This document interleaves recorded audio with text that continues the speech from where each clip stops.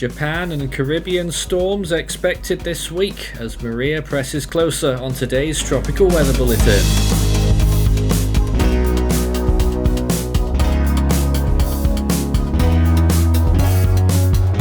And now the latest around the wide world of tropics. Tropical weather bulletin for August 11th. We're code blue for Tropical Storm Maria and other areas of interest that we're watching and monitoring right now. Of course, the Atlantic still hot, with another area of interest expected to develop and affect the Caribbean region and possibly later on the US East Coast. Let's take a closer look at the Atlantic. What's left of Deb is just starting to rush across the North Atlantic. They're just leaving Newfoundland right now, and an 80% chance area of interest in the Central Atlantic starting to become a little more prominent in terms of how it's looking already, and should be developing into a tropical storm before it gets to the Leeward Islands. Day 89 in the Eastern Pacific, we're still tracking or having at least a little look at the remnants of Amelia, but apart from that, the Eastern Pacific now is barren once again, although we have had a busy period there. Well, it is busy in the Western Pacific. We've got Maria, of course, which is just about to hit Japan, and those three other areas of interest, two of them we're giving 70% chances to now, if you look at that. One on the right hand side, one on the left, one in the middle looks like it will be sacrificed. And in the North Indian Ocean, there's no areas of interest, just a few clouds and storms across various parts of India, actually, from the south to the northeast there, around the Bay of Bengal. And do we still have a chance in the Southwest Indian Ocean for a super early start? Well, yes, we do. Still 30% chance for that system, which should become traceable in the next 2 days or so, and then later on could develop into a fully fledged tropical storm. Well, let's take a look at Maria. It is edging closer to the east coast of Japan. It's 308 kilometers from Tomioka, 319 from Iwaki, 336 from Sendai, 456 from Tokyo, and 486 from Niigata. Surprisingly, no wind warnings have been issued so far, but there have been high wave warnings for the whole of the east coast there. It would be still a quite rare landfall if it did make landfall there along the east coast, still fully expected to happen, although at the moment it does appear that the storm is stalling a bit. Wind estimate probably about 60 miles per hour, pressure estimate around 983. Here it is again on satellite imagery now, visible imagery today. It is blowing up a good bit more convection today, so looking quite decent. Western and southwestern side maybe not looking so good on that latest imagery, but there was an ASCAP pass last night which showed that the wind field on this storm is enormous, extending all the way to the coast of Japan. Now this is Debbie, what's left of it, being rushed across the North Atlantic there, and you can see certainly hardly anything associated with a cyclone by that point. And here's a look at the other invest there, that's 98L, which could become our next tropical storm. That's the one that's heading towards the Caribbean, currently located in the Central Atlantic. Another look at Maria, gradually moving sort of northwest probably at this time. It is definitely going further north than expected, at least from our earlier forecasts. At one point we were looking at it could have been a Tokyo region landfall. Well, it's gone well north of there now, and then it was Sendai, and it could go further north of there, could still even track all the way up to Hokkaido, depending on exactly how things go. Weak steering, it's caught between two areas right now, which is making it quite difficult to predict where exactly it's going to go. Just about entering the radar scope there as well from the Japanese radars. Here's another invest, 91W I think this one is, the one that we've been tracking close to the southern Ryukyu Islands. Well, there it is, blowing up a little bit of convection near the centre there, if there is one. And this is the other area of interest, the one way out east, the other 70% chance. And it's looking quite good. I don't think it's quite tropical yet, certainly not on phase diagrams, but it is expected to happen in the next 24 to 48 hours, should become a brief tropical storm. And this is, I think, the Atlantic system, if I'm not mistaken, currently moving generally west or west-northwest at this time, and obviously more work needs to be done if we're going to see that become a fully fledged tropical cyclone, but it does look like it's well and truly on the cards. Big question mark as to where exactly it develops. That will have major ramifications on its future track. Wide shot of the US East Coast showing a big frontal system there off the Outer Banks extending through Nova Scotia and eventually into Debbie. And then further south there's tons of dry air, Saharan dust all the way up into the parts of the Bahamas and eastern Cuba. A few storms blowing up over the Yucatan there, and there's that Atlantic system, a wide shot. There is a lot of dry air infiltrating in that system as well, but it should overcome that. Now Eastern Pacific, still that disturbance. We have de-tagged it, but it is still there off the coast of Mexico. Shouldn't form, definitely not by this point. And there it is up the top left, still the remnants of Emilia, what's left of it there, looking very weak now. Shouldn't last very much longer as a traceable system. And there's another view, the whole Japanese region, and Maria of course taking up most of the space. Again, moving very slowly, and this is the Philippine Sea region where the whole trail of cloud there could be giving birth to one or two more storms. Of course, on the left-hand side is that invest. Lots of thunderstorms over northern Vietnam right now, over the capital Hanoi, and as well as large parts of the coastal regions of India. And looking at the Arabian Sea, not too much going on here. A few thunderstorms over southern India and one or two off the Arabian Peninsula as well. Sea surface temperatures look pretty good off the coast of Mexico. There are one or two little cool spots now though to the west. That's thanks to recent storms, but in general still looking good for sea surface temperatures. Definitely still a lot of fuel. The Atlantic Ocean, of course, the Gulf of Mexico, sky high if we get some storms there. 30 degrees plus over most of the region. The rest of the Atlantic looking good as well for that upcoming system once it gets towards the Leeward Islands. 29 degrees Celsius. Western Pacific, baking hot south of South Korea, south of Jeju Island. 32 degrees Celsius there, also off Okinawa. For Maria, it will be entering over colder waters in about 24 hours.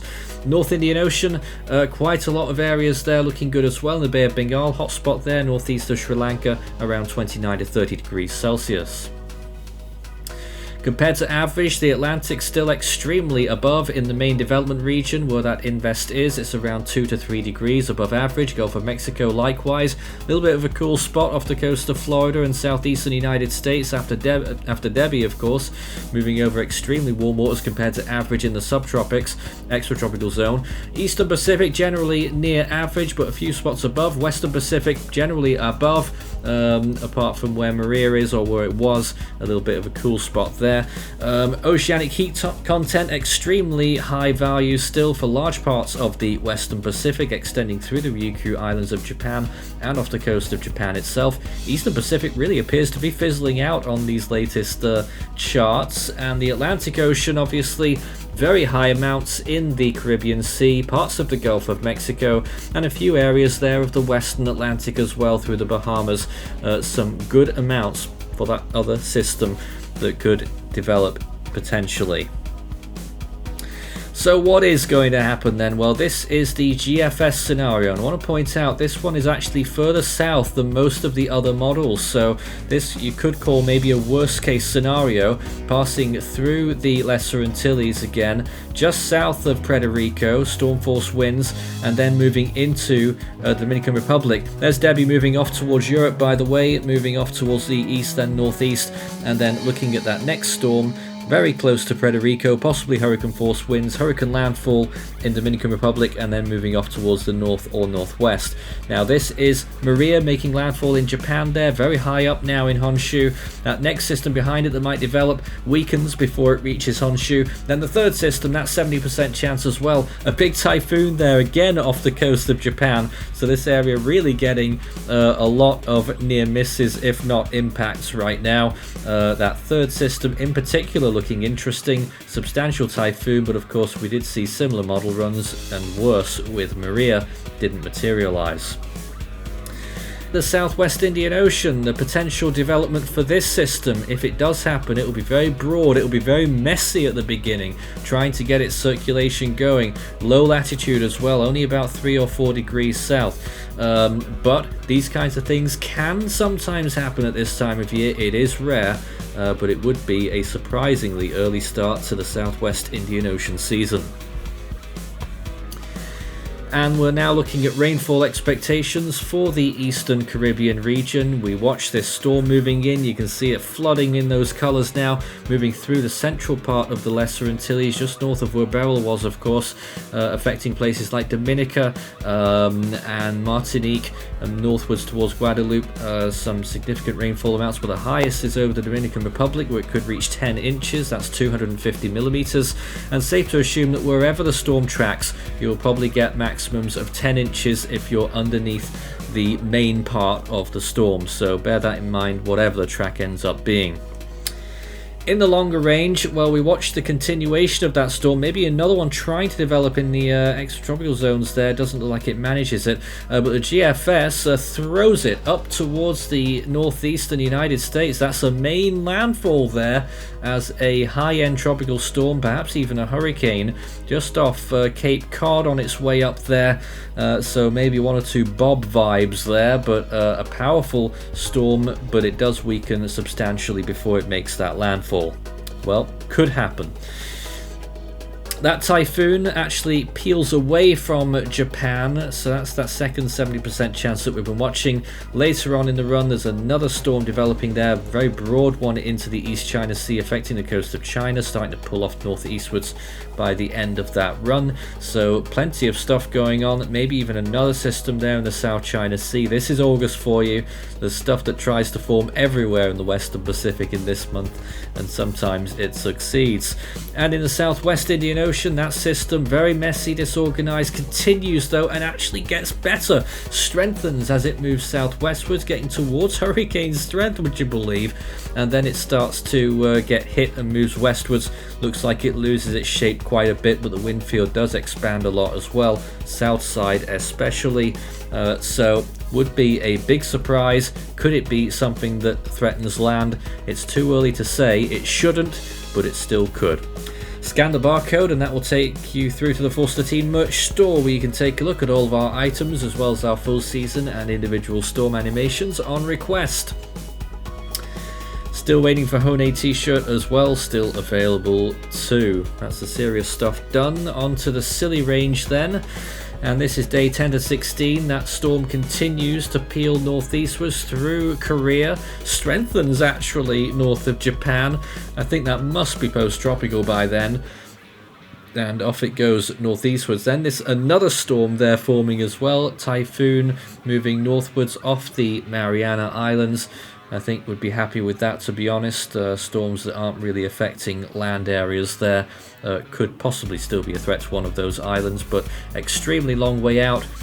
More likely than not it won't form, or at least not in that way. So it's on this day back in 1987. This is actual footage of the aftermath of Typhoon Betty, which was a Category 5 on approach to the central Philippines. It was about to hit Samar on this day. Peaked briefly as a Category 5 before weakening back to a 4, and then it made landfall.